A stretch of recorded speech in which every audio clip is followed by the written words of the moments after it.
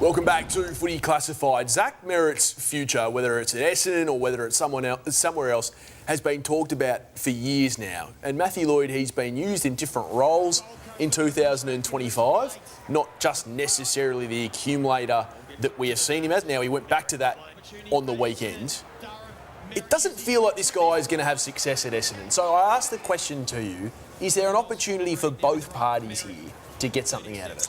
Oh, they won't be entertaining it, Sam. I think it would only come if Zach Merrett decided that he didn't want to be there anymore because... Should he decide that? Well, no one would begrudge him. I know they would internally, but the neutrals wouldn't because I suppose it's up to... Zach will win his 6th best and fairest this year and he will have achieved absolutely everything you can at the Essendon Football Club, bar playing a winning final.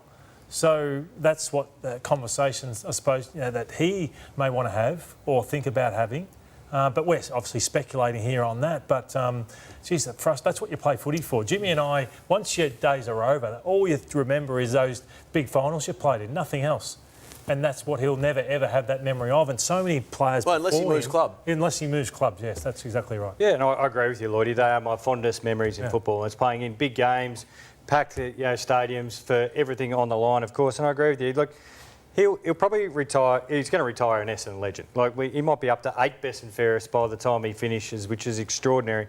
And it's a reflection of how great he is. And it's somehow Essendon have got to sell him the plan and constantly keep him engaged because you got to value and respect him with that and say, look, if you stick it out, because it would be a crowning glory that he could take him through and hopefully to winning finals. But if that's still 4 or 5 years down the track, you've got to keep him there somehow. In a contractual sense, he's got 2 years beyond this year, 26 and 27, and he relatively recently decided to make that commitment. And even St Kilda last off-season had a crack at him, and I think he gave it some thought. Carlton and Collingwood had sizeable offers prior to that.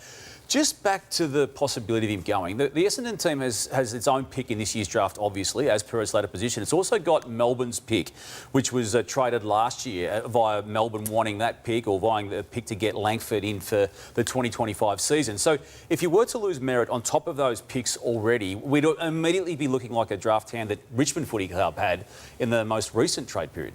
I think, look, this is going to be hard for Essendon fans to hear. I think it's a conversation that has to be had now. Like, he's been an amazing servant for that club for a long time. You've got a team like Hawthorn who are looking for another mid. It's probably not going to be Butters this year. They've got Carlton's first pick, which could be pick 4 or 5. You know, they could get that plus something. They could turn it into Harley Reid or they could just go to the draft. I think, Essendon have missed on so many drafts and so many list turnovers in the last few years. As you said, I don't think anyone would begrudge Merrett moving on. It could be a win for both parties. Merrett plays for a team that could win a flag. Essendon cash in towards the latter stages of his career. To Jimmy's point, he's always going to be remembered an Essendon legend, even if he leaves now.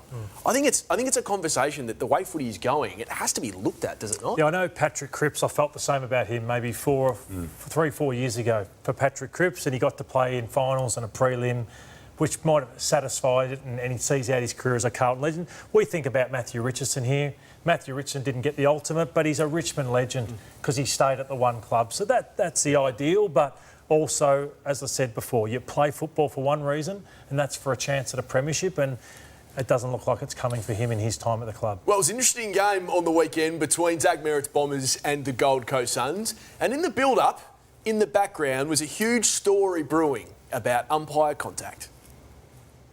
All of the careless contacts have been happening around stoppages. You have to be aware of where the umpire's going. It's really clear. We wrote to the clubs at the start of the year and also in April just to put the players on notice. There's multiple financial sanctions that can refer it to the tribunal, and that's been in place for a number of years. Accidental umpire contact results in a fine or a suspension.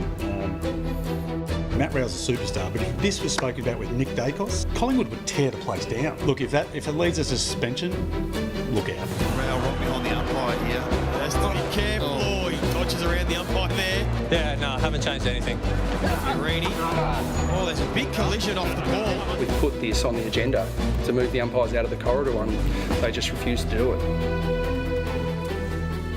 There's a lot of views there. I can see all of the views. I support all of the views, but the overriding one to me right now is what happens to Matt Rowell and the defiance that he has chosen to take on the back of his coach having the same defiance. And let's just take a look at some of the issues out of their most recent game. This is after the warning that was given on the run. And again, to Damien Hardwick's point, this is rules on the run. And had he made and clipped the umpire there, he would have been up at the tribunal. Now, there was a discretion word that the AFL attached to this release last week that I feel the tribunal would apply, Lordo, and not suspend him, even though it would be his fourth transgression in this space. But these are just other incidents from this particular season. We'll hear from also Matty Rowell well, actually, Rowell post-match actually said in that clip that he wasn't going to change his ways. I think he needs to. You have a look at Will Setterfield on him, and that's why he's doing it. It's actually create a bit of space, and that's something I used to use at every single centre bounce or ball up or throw in. The best space is actually where the umpire comes out of, reverses. And so what you want to actually do is you want to run as close like Matty Rowell did. And then split. Well, because then you leave it up to Setterfield to get out of the way. So in that case, and it's been going on forever and a day because it is a tactic to break. There's not much room in there. And to Damo's point, and you heard Damien Hardwick a little earlier, like, if he got suspended, Rowell, and it went to the tribunal, you could almost guarantee they'll find a way to get him off. I mean, you don't have to...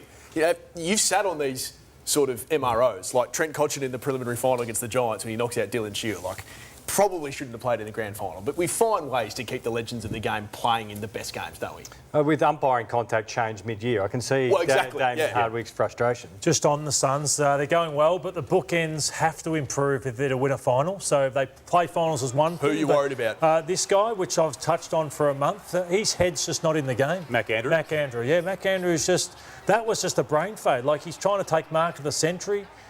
When he just could easily have taken a nice, easy mark. And then down the other end, Walter is doing the odd good thing. But that's not enough because too much is on King here. So you're being a bit harsh, Lordo. He's still very young, Jed Walter. He is very young, but he plays every week. And I'm more talking about what he can do to help them win a final. So, as I said, it's a bit too predictable. I think we're seeing the loss of Charlie Ballard. I think a lot of people underestimate how good of a player he is at centre-half back, and him going down with an ACL, of course, the knock-on effect down the line means everyone's got to move up and play the next best, and he's not playing his usual role there, Mac Andrew, which is the third up spoiling player. A bit like Fremantle, we're going to know in the next 3 weeks, aren't we? They're playing the top three teams in order: Collingwood, Adelaide and Brisbane. What's the fair breakdown of those results, Lordo, for them to be, or for you to be convinced in their credentials? I'd say 2-1 would be unbelievable result out of that. They got 2 home games in that 3, so. But I think 1 and 2 would be pretty good. You'd like to see a better performance against Brisbane finally in the Pineapple Grapple.